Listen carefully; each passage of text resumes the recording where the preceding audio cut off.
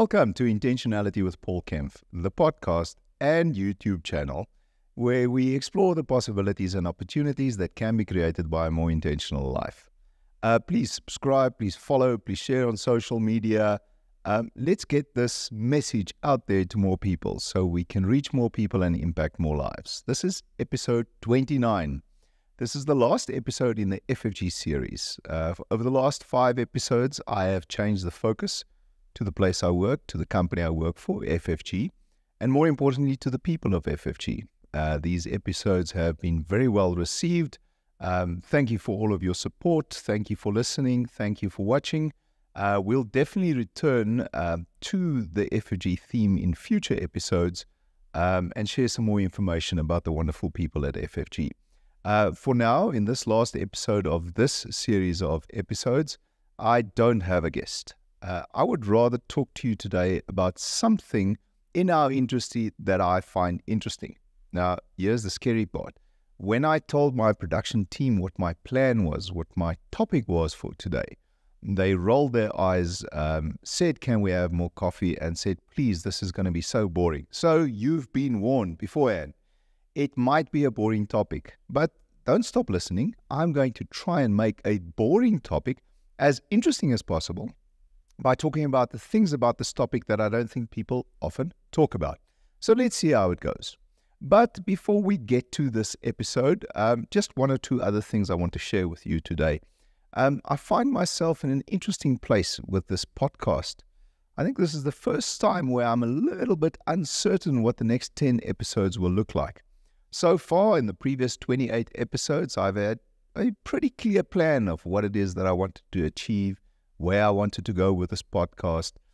And now there's a bit of uncertainty. Luckily, I have a bit of time left to figure out the direction we're going in the future. I think I'll use episode 30 to do some reflection again, to look back at the journey so far, and then, very importantly, try and figure out what it is we want to achieve with the next 10 episodes, with the next 100 episodes of IWPK. Let's hope we get there. But a lot will also depend on your feedback. I love getting emails from you. I love getting comments on social media. Please continue that, because that will help me to know which podcast episodes are popular, which are the ones you want to hear more about, and which are the ones that maybe we can do less of. I do have some guests lined up. Thank you for those of you that have reached out and said you would like to be on the couch. That's definitely going to be part of the next few episodes. And hopefully we'll get a few more people on that want to come and sit in the couch and spend some time with me. Very quickly, allow me to just be a little bit vulnerable again today. I want to share with you something about what happens behind the scenes on this podcast. It is incredibly hard work. It takes a huge time commitment. I have to personally be far more creative than what I'm ever comfortable with. So there's a lot of pressure to come up with new content, interesting, fresh, relevant ideas, getting the right people to come and sit on the couch and spend time with me. And here's the thing, it's not just a big time commitment and big pressure on me alone. It's on the production team as well. There's a hell of a lot of work that goes into a podcast and a YouTube channel behind the scenes. Lots of little things that has to happen. And I'm just so grateful that that's not on me, that I can leave to my podcast team, who, by the way, does this as a side hustle. So again, a huge thank you to my production team for all the hard work they put in. And I think this is a good time just to mention, for those of you that have ever thought of starting a podcast, but you don't know where to go, you need some advice, you need a production team, I have a kick-ass production team. So come and talk to me, and let's see if we can help each other to get your podcast or your YouTube channel or your ideas out there. I'm happy to share some of the experience that I've built in doing this podcast and this YouTube channel over the last 6 months. All right, back to the hard work and commitment required for this podcast. Here's the good news. That has not deterred me. I am absolutely determined to keep this podcast going. And I think the main reason for that is all of the positive feedback I'm getting. So whether you find me in the street and you stop me and you talk to me, whether you send me a WhatsApp because you know me personally, please keep it going, because that's what keeps us going, is all of the wonderful, amazing support we're getting. Oh, and by the way, every time you tell me about something you've changed in your life, something you're more intentional about, that just gets me to do another 10 episodes. So keep that feedback coming, please. And on that point, I'm not going to say it at the end this time. I'm going to say it at the beginning. If you want to get hold of me, if you want to talk to me, please send me an email to paul@iwpk.co.za. That inbox can handle a lot more emails. So keep them coming and talk to me. Back to the topic for today. We are on the topic of FFG, the company I work for, the FFG group of companies. And I want to talk to you about something that I find interesting, but I think very few of you out there might find interesting. And that's the topic of life insurance. Now, relax, don't worry. I'm not going to go through a whole speech about life insurance or what life insurance is about. I've done that already. We actually covered the topic of life insurance in episode number 8, the Introduction to Financial Planning Part 2. I don't want to talk about that today. I want to try and dig deeper in terms of what are the interesting things around life insurance that I think people would like to know, things that I've learned over the last 20 years in this industry. I think the first thing to talk about is how the need for life insurance changes over time, how people at certain stages in their life have different needs for life insurance. And I think the first one to talk about is young people. And what do I mean by that? You just started a job, you've just finished your studies, probably still in your early 20s. You don't have a house, you don't have assets, you don't have debt, you don't have dependents. I think it's important to think twice if somebody tells you you need life insurance. Yes, there's many other types of insurance you need. We've spoken about that. Medical aid and short-term insurance on your car and possibly something like income protection. But be careful of taking out life insurance because somebody somewhere told you you need to have it and it's very cheap. It might very well be there's no reason for you to have life insurance in your early 20s. Now, the interesting thing is obviously over time as we get dependents, people that are dependent on us, loved ones that we want to look after if something happens to us, as we accumulate assets, as we potentially accumulate debt, the need for life insurance increases over time. And you will find a place or a point in your life where you actually need to take out life insurance. And the good news is when that happens when you're young, life insurance is incredibly inexpensive. It's cheap. The premiums are quite low. And then, of course, as you get older, now we're talking about getting into your 40s and your 50s, you reach a point in time where you probably need the most life insurance you will ever need. This is because you've got a lot of assets, you've got loved ones, children that still have to go through studies at university, and you need to provide for those things in case something happens to you, in case the unforeseen happens. But this is where I want to get to the interesting part. When we get to our 50s, when people, generally speaking, and by the way, please understand there's lots of exceptions. I'm talking just purely generically. I'm talking about in general. When you get to your 50s, a few things start happening. And some of us, it happens in our early 50s, like myself. Some of us, it happens in our later 50s or even our 60s. The first thing that happens is your dependents become less. Now, what I mean by that is your children become adults. They finish studying.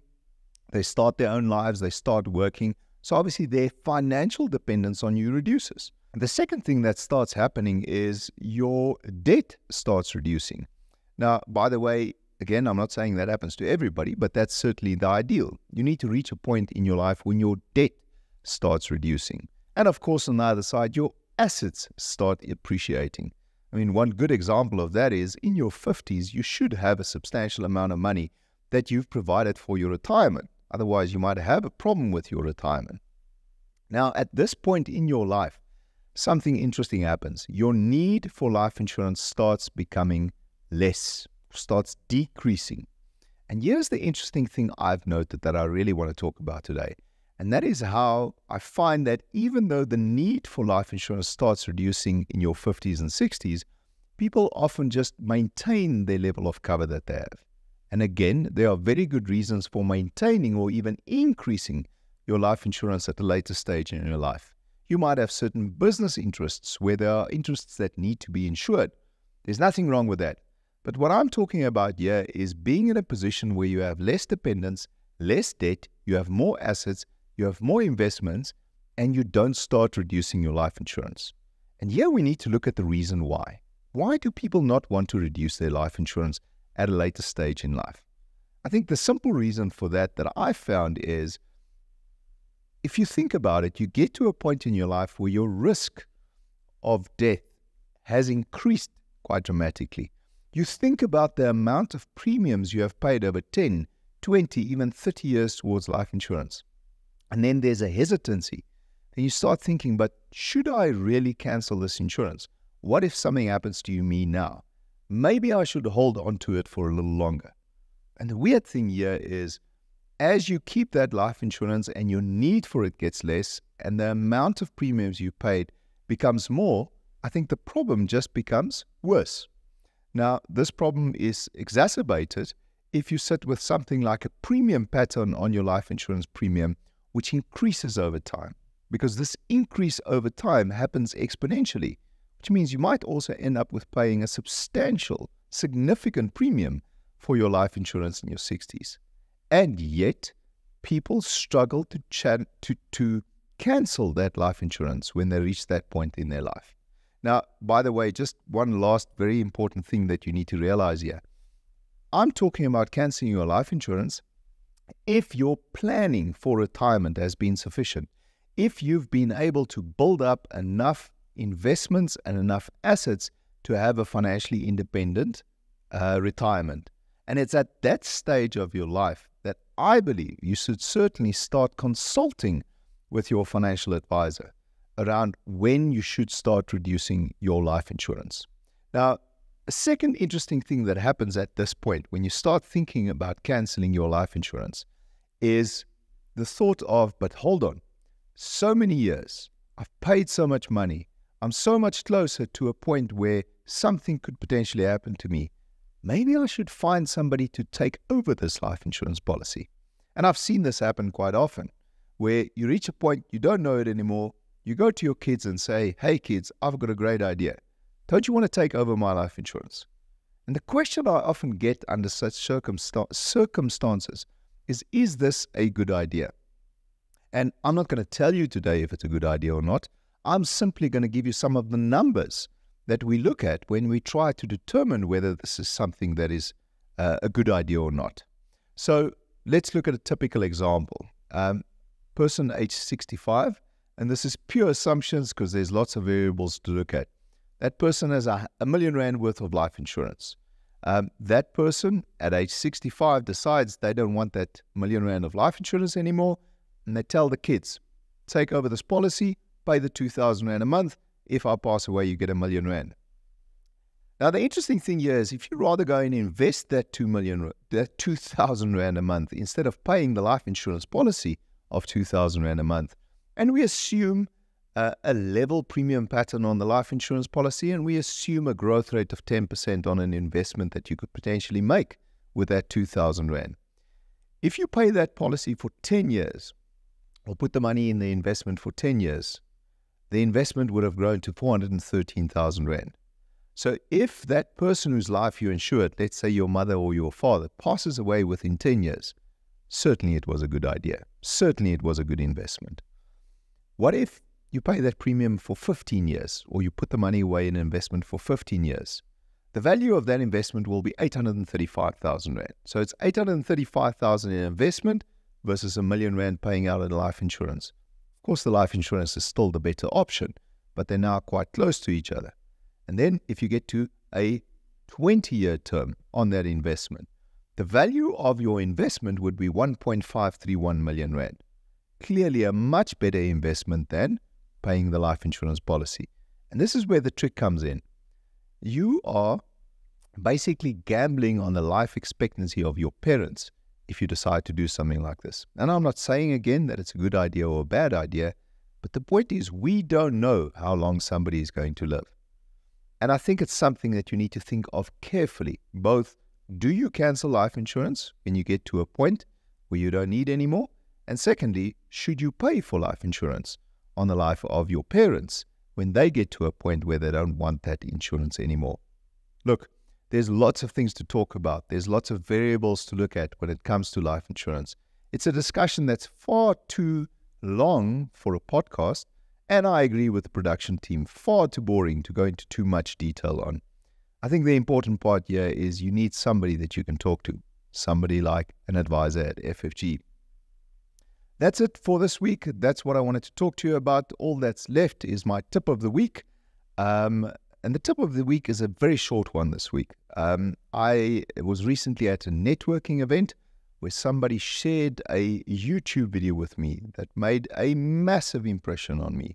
And I don't want to give it away. I don't want to say too much about it, but I really want to encourage you to go and watch this YouTube video.